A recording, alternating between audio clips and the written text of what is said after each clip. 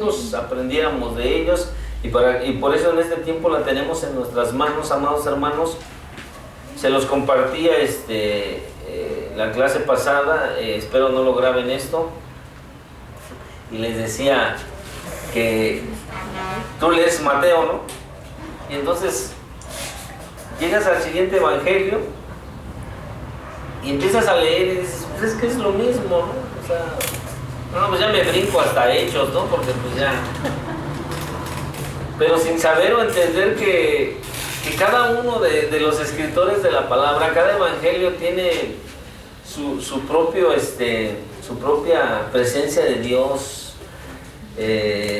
lo que el Espíritu Santo le inspiró en ese momento para escribir, aunque parezca lo mismo. ¿A poco no leemos un pasaje? Todos pudiéramos leer un pasaje y Dios nos habla de diferente manera a cada uno, según la circunstancia, la necesidad que tengamos en ese momento.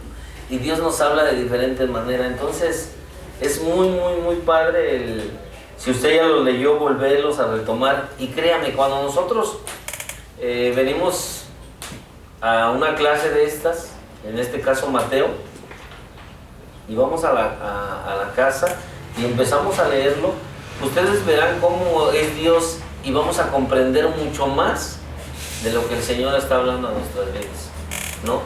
En este tiempo en el que nos empezaron a dar ya el cuarto año, el libro de los Efesios lo he leído, no sé, 2 veces, si acaso. Pero cuando venimos y lo estudiamos, de verdad que entendemos muchas cosas. Dice ahí su manual, hermanos, la semana final de la vida de Jesús en la tierra comenzó con la entrada triunfal. Luego de la misma, la enseñanza de Jesús continuó levantando oposiciones en su contra. En el discurso en el Monte de los Olivos, Jesús preparó a sus discípulos para la persecución venidera. Les prometió regresar en gran gloria y pidió a sus seguidores que estuvieran moralmente alertas en su ¿qué? Obediencia. En su obediencia, hermanos. En el capítulo 26, del 1 al 27, dice Mateo narró la traición, juicio y crucifixión y sepultura de Jesús. El último capítulo presenta la resurrección y concluye con el desafío de llevar el evangelio a todas las naciones. Nosotros lo vemos de esta manera y dices, no, está fácil, ¿no? Está fácil. Pero cada una de las palabras, cada una de las enseñanzas que Jesús tiene en el Evangelio, solamente de Mateo, de verdad, hermanos, que es una enseñanza tan maravillosa, y lo mejor cuando nosotros la llevamos a cabo en nuestras vidas, ¿no? Dice ahí, geográficamente Mateo cubre una sección bastante estrecha del territorio, como se ve en el siguiente cuadro, ¿sí? Vamos a ver lo que Jesús recorrió. Dice, capítulo 1 y 2, la ubicación Belén, Egipto y Nazaret. Del 3, del 1 al 4 y el 11 dice el valle del río Jordán. Del 4 y 12 al 13 y 58 todo Galilea. Del 14 dice Galilea y el norte de Galilea. En el 19 al 20 dice el viaje a Jerusalén. Y el 21 en Jerusalén. Dice Mateo muestra principalmente el ministerio de Jesús en Galilea, con un viaje breve al norte a las áreas de Tiro y Sidón, seguido por un regreso a Galilea en un viaje hacia Jerusalén.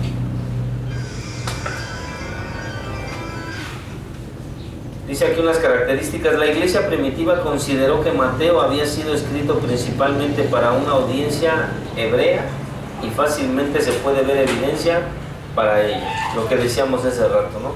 Se ve fácil. Dice, es fácil reconocer que en el Sermón del Monte Mateo deliberadamente destaca aquellos incidentes de la vida de Jesús que contrastan su enseñanza con aquella de Moisés. Jesús citó un dicho del Pentateuco y lo contrastó con su interpretación. Al hacerlo así, Jesús implicó, Lile, él es el más grande que Moisés. Una audiencia judaica observaría con cuidado esta clase de comparación, ¿sí? Lo veíamos y fue hermoso cuando tomamos esa clase, ¿no? Cómo Jesús llamaba la atención de su audiencia, ¿no? Y eso lo enseñan en la homilética, el día de un cuarto ya nos enseñan lo que es la homilética y cómo es necesario que cuando nosotros estemos al frente, ya sea en una clase o compartiendo, predicando, ya sea el llamado de cada uno de nosotros, el poder llamar la atención de la gente que nos está escuchando, para que no se duerman así como ustedes están hoy. Entonces, eso es lo hermoso de Jesús, porque, o sea, imagínense lo que dijo Jesús. Él es el más grande que Moisés, pues luego aquellos se les pararon los pelos de punta diciendo, ¿cómo crees? No, estás blasfemando. Pero eso es lo hermoso de las enseñanzas de Jesús. Dice, Mateo contiene un énfasis en cuanto al cumplimiento en Jesús de la ley y los profetas, ¿sí? Esto es hermoso. Veamos el 2.15, hermanos, de Mateo.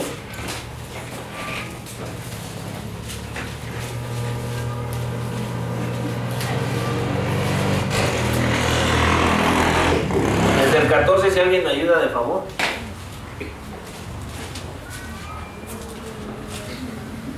Y él, despertando, tomó de noche al niño y a su madre, y se fue a Egipto, y estuvo allá hasta la muerte de Herodes, para que se cumpliese lo que dijo el Señor por medio del profeta, cuando dijo, de Egipto llamé a mi hijo. ¿Sí? Todos esos pasajes podemos subrayarlos y tenerlos en cuenta, porque nos ayudan mucho, hermanos, y nos dan mucha luz para que el día de mañana nosotros podamos enseñar a alguien, a quien sea, a nuestra familiar, en una clase en la escuela, porque son estas profecías que se dijeron antes de y que en ese tiempo se estaban cumpliendo, ¿sí? O sea, nadie en la vida puede profetizar acerca de un niño desde su nacimiento hasta su muerte. O sea, no es imposible que alguien haga una profecía de ese tamaño más que en la vida de Jesús, ¿sí? Solamente Dios lo pudo haber hecho, amados hermanos, solamente Dios lo pudo haber hecho. Estas profecías tan hermosas. Dice, traza la genealogía de Jesús por David hasta Abraham, un hecho que atraería el interés del pueblo judío. Mateo también designa frecuentemente a Dios como vuestro Padre que está en los cielos, una frase mencionada raramente en Marcos y en Lucas. Los judíos estaban acostumbrados a la sustitución reverente de cielos para el nombre de Dios. De los evangelios, solo Mateo se refiere al reino de los cielos, una frase que aparece como reino de Dios, y en Lucas y en Marcos, ¿sí? Dice ahí, la Gran Comisión apela a que los seguidores de Jesús lleven el evangelio a todas las naciones. Eso usted se lo sabe de memoria, ¿no? Porque esa es nuestra chamba.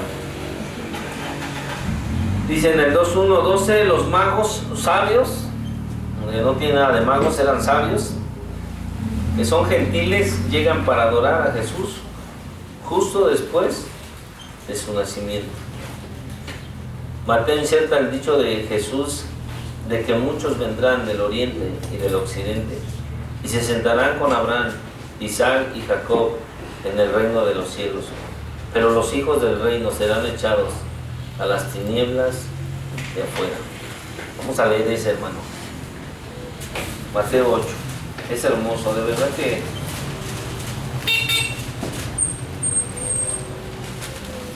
Mateo 8.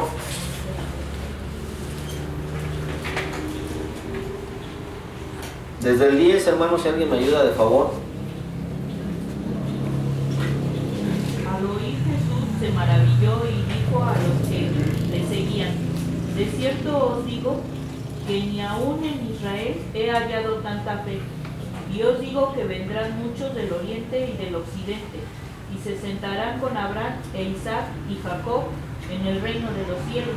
Mas los hijos del reino serán echados a las tinieblas de afuera.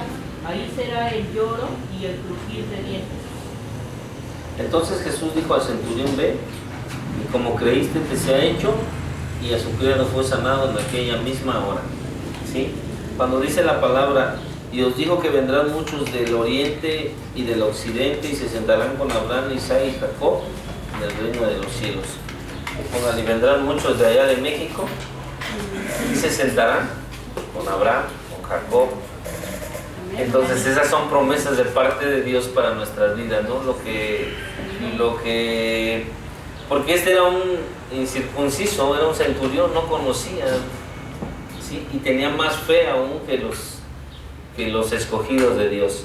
Entonces ahí vemos, y Jesús profetizando de usted y de mí, ¿no? Dice, en la parábola del trigo y la cizaña, Jesús indica que el campo es el mundo. Advierte a los judíos que Dios transferirá el reino de ellos. ¿A quién? A ustedes, amados hermanos. Bueno, a nosotros, amados hermanos. Como se indicó antes, el uso que hace Mateo de la palabra iglesia es singular entre los evangelios, ¿sí? Es hermosa esta parábola del trigo y la cizaña. Vamos a leerla para que... Y la vuelve a leer en su casa, amado hermano, de verdad. Y después se pregunta, ¿no seré trigo o cizaña?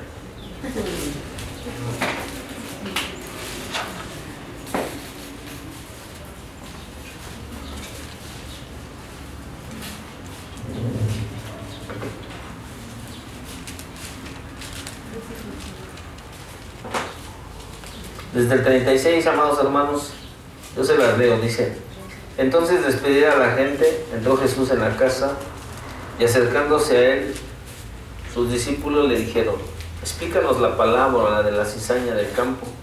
Respondiendo él les dijo: el que siembra la buena semilla es el Hijo del Hombre. El campo es el mundo. La buena semilla son los hijos del reino, y la cizaña son los hijos del malo. El enemigo que la sembró es el diablo. La siega es el fin de los siglos, y los segadores son los ángeles.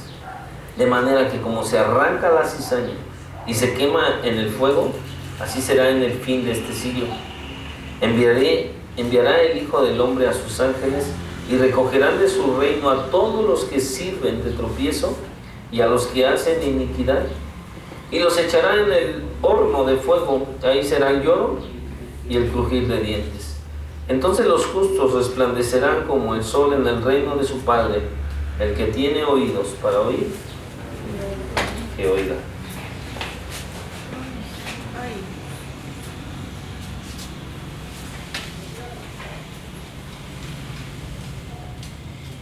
Lugar de origen del Evangelio de Mateo no tiene información específica en cuanto a su lugar de origen, pero su naturaleza judaica sugiere que fue escrito desde Palestina o Siria. Quizá en Antioquía, muchos convertidos judíos de Palestina emigraron ahí luego del surgimiento de la persecución, ¿sí? El hecho de que esa iglesia envió a Pablo en su primera misión a los gentiles hace que la sugerencia sea más plausible.